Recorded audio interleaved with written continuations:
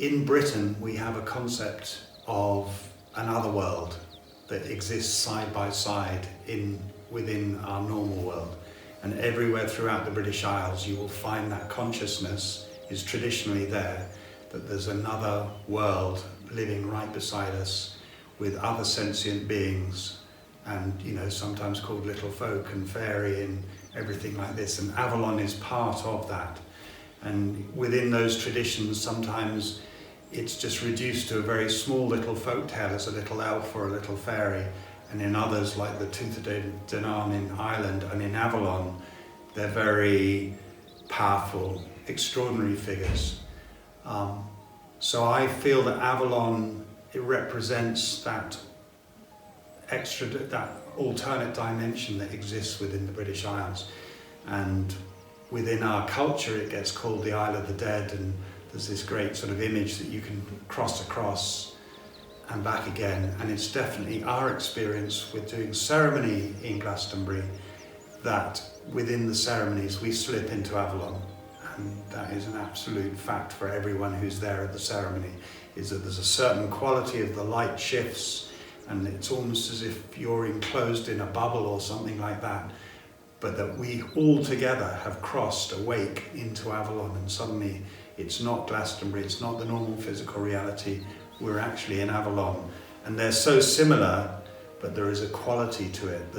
Like I say, there's a quality of light that suddenly you've entered into Avalon. There's Glastonbury, which is a physical town with lots of people and lots of things happening. And that is where you put one foot, and then the other foot is Avalon. So there's a veil that separates Glastonbury and Avalon, and you just go between one and the other, and there are ways to do that safely and carefully. And a lot of people as well, because this is a place where we say the veils are thin, and it's a place where you can inadvertently step from Glastonbury into Avalon, and you may not know where you are or what's going on, what's happening, but you see things and you feel things and you hear things that are extraordinary. The deeper that we go into Avalon, the more magical that it is. It is a magical reality. It's not just a normal contemporary reality, it's a magical reality. It's a different landscape. Well, the shapes of the land are the same, but the places are different. It's not the same physical field. It's not a modern day landscape. It doesn't have houses, it doesn't have churches. It's from another reality.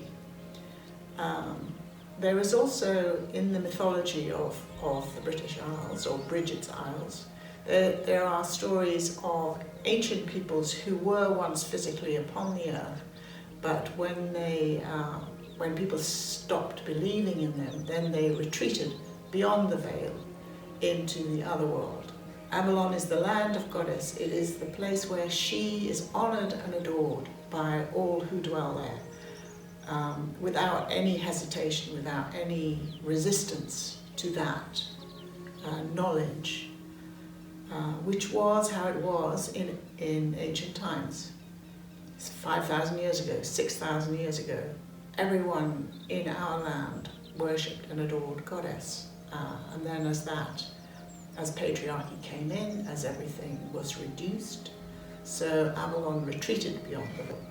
So you get this in other mythologies in these lands, where races of people who were once known by everyone retreat into and become smaller people, become fairies, elves, as Mike was saying.